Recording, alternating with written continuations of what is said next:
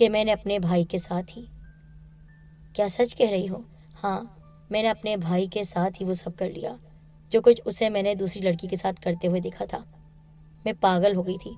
मुझे समझ नहीं आ रहा था मैं क्या करूं। मैं अपने आप को सुकून पहुंचाना चाहती थी और मुझे मेरा भाई मिल गया। देखा आपने, गाने बाजे सुनना सुनाना शैतानी अफान।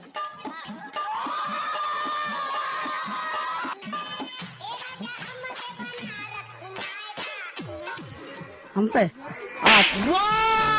Very dangerous. आपके 8 हैं और बड़ी वाली के कितने हैं? 11।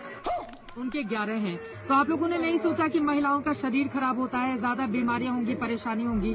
कभी नहीं लगा ऐसे? आज हम वीडियो में देखने वाले हैं कि पाकिस्तानी लड़की अपने भाई के साथ कर लेती है और इस पर पाकिस्तानी मौलाना क्या कहता है, तो चलिए वीडियो में जानते हैं। पाकिस्तानी बहनों, देखा आपने, गाने बाजे सुनना सुनाना शैतानी अफआन है। शहादतमंद मुसलमान इन चीजों के करीब भी नहीं फटकते।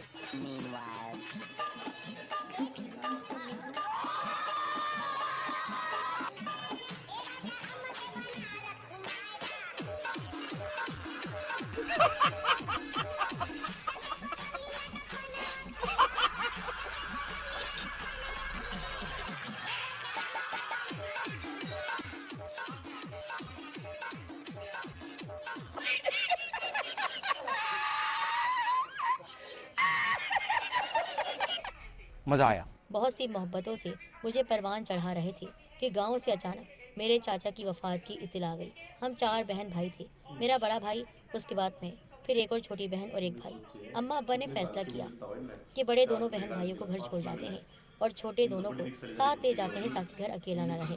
वालिदैन ने कुछ नसीहतें वगैरह करके हम दोनों बहन भाइयों को घर छोड़ा और खुद गाँव रवाना हो गए।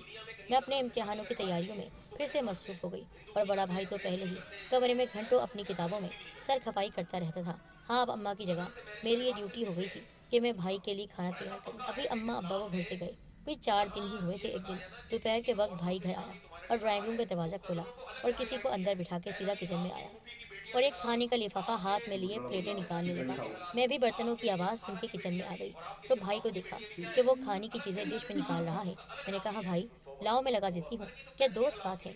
भाई ने मुख्तसर से जवाब दिया, हाँ, और इतना कहकर वो ड्राइंग रूम की तरफ चला गया। मैंने खाना लगा के ट्रॉली तैयार कर दी और फिर जाके ड्राइंग रूम का दरवाज़ा हौले से खटखटा दिया। भाई ने ड्राइंग रूम का अंदर का दरवाज़ा खोला तो मैं मुड़ने वाली थी और मुड़ते मुड़ते मेरी नज़र अंदर ड्राइंग रूम में पड़ी और ऐसा महसूस हुआ कि जैसे अंदर कोई लड़का नहीं बल्कि लड़की है। अच्छा। मैं चौंकी ज़रूर मगर भाई को महसूस न होने दिया। भाई का वैसे भी ध्यान ट्रॉली की तरफ था। मैं चूँकि मुड़ चुकी थी इसलिए अब रुक नहीं सकती थी। मैंने सोचना शुरू किया कि देखूँ तो सही क्या मामला है कि इतने में भाई फिर किचन की तरफ आता नजर आया। मैं यूं ही बर्तन धोने में मसरूफ़ हो गई और आटा गूंदने की ट्रे को ऐसे रगड़ के धोने लगी कि बस अभी मैं आटा गूंदने लगी हूँ, खुद को मसरूफियत में जाहिर करके। मैं यही दिखाना चाह रही थी कि मुझे इस बात की कोई परवाह नहीं कि भाई क्या कर रहा है। भाई किचन में आया और बोला, सादिया 2 कप चाय बना दोगी? मैं और मेरा एक दोस्त स्टडी कर रहे हैं। साथ ही चाय बनाने लगी। उतने में चाय तैयार हो गई और भाई चाय लेकर चला गया। मेरे दिमाग में वो लड़की अटक सी गई थी। मैं ऊपर की मंजिल पर जाने लगी। अचानक मेरी नज़र बैल्कनी पर पड़ी जिसके सामने रुख पर ड्राइंग रूम का इकलौता एग्जॉस्ट फैन लगा हुआ था और मेरी जासूसी वाली तबीयत ने फौरन एग्जॉस्ट फैन के सुराख से झांकने का फैसला कर लिया। रहा नहीं जाता, तड़प ही ऐसी है ना। एग्जॉस्ट फैन के सुराख से जो ही मैंने अंदर झांका, मेरा दिलो दिमाग भग से उड़ गया। अंदर मेरा भाई और वो लड़की ऐसी हालत में थे कि मैं सुन होकर वहीं जाम हो गई और मेरा दिल यूं महसूस हो रहा था कि जैसे मेरी खोपड़ी में बज रहा है और मेरा सीना फाड़कर बाहर आ जाएगा। मैंने औरत और मर्द का वो पहला ताल्लुक अपनी जीती जागती आंखों और सुन दिमाग के साथ देखा। मेरे तसव्वुर में ये बात नहीं थी और दिल के कहीं किसी कोने खुदरे में भी ऐसी वैसी कोई बात नहीं थी जो कुछ मैं देख चुकी थी। आखिर में मैंने घूमते सर के साथ जितनी देर सुन रही देखती रही और बैल्कनी से वापस पसीने में शराबोर खौफ से डरी डरी अपने कमरे में वापस चली आई और बिस्तर में गिर पड़ी। फिर मुझे कुछ होश ना रहा। मैं कब आलम मदहोशी में नींद की गहरी वादियों में उतर गई। पर उन दोनों की मदहोश गुफ्तगू और गंदी गंदी बातों ने मेरे अंदर की लड़की को औरत बनाना शुरू कर दिया। मैं अंदर ही अंदर जज्बात की हलचल जो कि मेरे लिए बिल्कुल नई थी, उस जज्बात की हलचल से मचल रही थी। मेरे अंदर आग लग गई थी। आग की चिंगारियां मेरे वजूद से और पसीने से मैं एक भीगी हुई तड़पती मछली बन चुकी थी। मगर जब मेरे दरवाजे पर नॉकिंग की आवाज़ आई और फिर टेढ़ी मेढ़ी सोती बन गई। 2 दवा की मजीद नॉकिंग के बाद मुझे दरवाज़ा खुलने और भाई के कदमों की चाप अपने कमरे में सुनाई दी और फिर चट की आवाज़ से कमरे की रोशनी ऑन हो गई। सामने आईने में मुझे भाई दरवाजे के दरमियान खड़ा बड़बड़ाता हुआ नजर आया। ये तो अभी तक सो रही है, रात का 1 बज गया और खाने को भी कुछ नहीं पकाया। अब तुमने जो करना है और खाना है वो कर लो, मैं तो डबल रोटी खा के सोने लगा हूँ, सुबह यूनिवर्सिटी भी जाना है। इतना कहकर भाई चलता बना और मैं फिर से दिन में पेश आने वाले हादसे, उस भयानक वारदात, उस गंदी बातों को और जो कुछ वो दरमियान में हो रहा था उन सबको सोचकर फिर से और खौफजदा हो गई।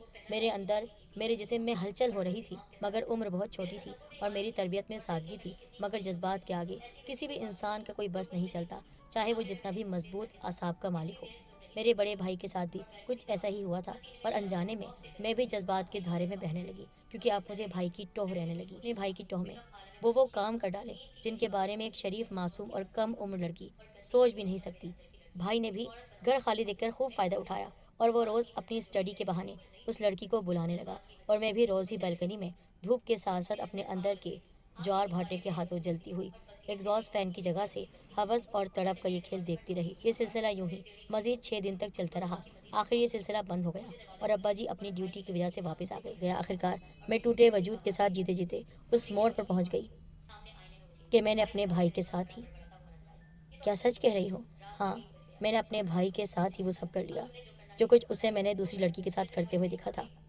मैं पागल हो गई थी, मुझे समझ नहीं आ रहा था मैं क्या करूं। मैं अपने आप को सुकून पहुंचाना चाहती थी और मुझे मेरा भाई मिल गया। बस मुझे सुकून मिल चुका था। मेरे भाई ने भी हैरत अंगेज़ तौर पर मुझे रोका नहीं, बल्कि उसने भी मेरे साथ वो सब किया जो शायद सगे रिश्ते कभी तसव्वुर भी नहीं कर सकते। अम्मा आ चुकी थी। अम्मा ने मेरी बदली हुई कैफियत देखी तो एक माँ होने की हैसियत से उनकी छठी हिस्स ने काम दिखाया। बीए तो मैंने कर लिया था, माँ बाप ने मेरी शादी कर ली।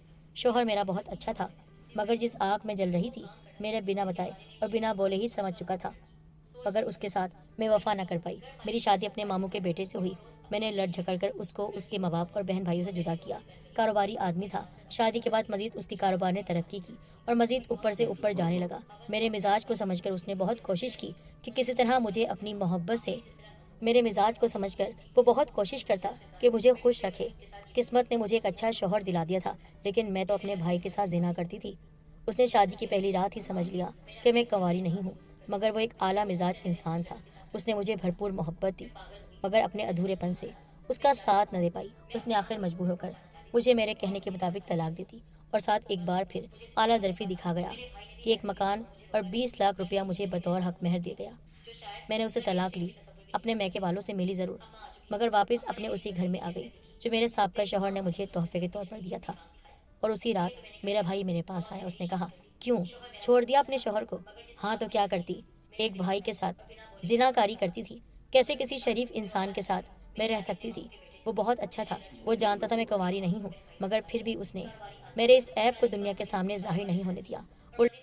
तो भी जैसा कि हमने वीडियो में देखा कि पाकिस्तानी मौलाना जो है वहाँ की लड़कियों को एक ऐसी सलाह दे रहा है भाई आपस में वो भाई और बहन शादी कर सकते हैं। तो भाई मौलाना की सलाह का नतीजा कुछ ऐसा हुआ कि एक लड़की भी जो है मौलाना की बातों में आ गई और अपने भाई को जो है उसने एक लड़की के साथ देखा तो उसके अंदर भी जुनून जाग गया और मौलाना की बातों पर ध्यान रखते हुए उसने भी जो है अपने भाई के साथ कर दिया। तो भाई मौलाना के यही उल्टी पुल्टी सीखे देता है। तो भाई आप हमें पाकिस्तानी मौलाना के बारे में क्या कहना चाहते हैं हमें कमेंट करके जरूर बताइएगा और वीडियो को लाइक एंड सब्सक्राइब जरूर कीजिएगा। तब तक के लिए जय श्री राम।